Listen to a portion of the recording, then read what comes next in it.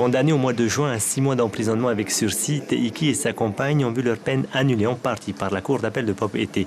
Dans son arrêt du 2 décembre, seul le chef d'accusation de consommation de cannabis a été retenu contre le couple. Ça a été long quand même, hein. Ça a été plusieurs mois avant d'arriver à cette décision finale.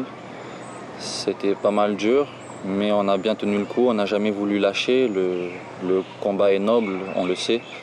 Moi, tout ce que j'ai fait, c'est soulager les gens, leur donner une solution, redonner goût à la vie un petit peu, quoi.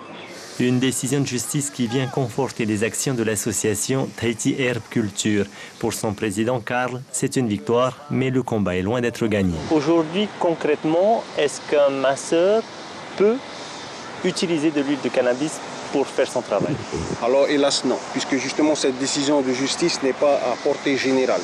Comme le précise notre avocat dans ses observations, elle ne concerne que ce couple-là, c'est-à-dire Teiki et Mehetia. Donc elle n'aura pas de conséquences sur les autres affaires qui assurent.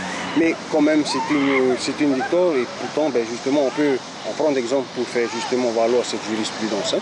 Mais je tiens à rappeler que non, elle n'est pas une portée générale. Hélas, non, on ne peut pas utiliser le monnaie encore aujourd'hui. C'est toujours illégal.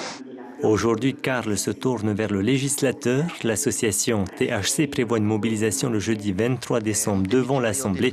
Elle demande l'inscription à l'ordre du jour de la proposition de loi de Nicole Sanquer visant à autoriser l'usage du cannabis thérapeutique aux Fénois. L'information en continu sur Polynésie la première, Internet et réseaux sociaux.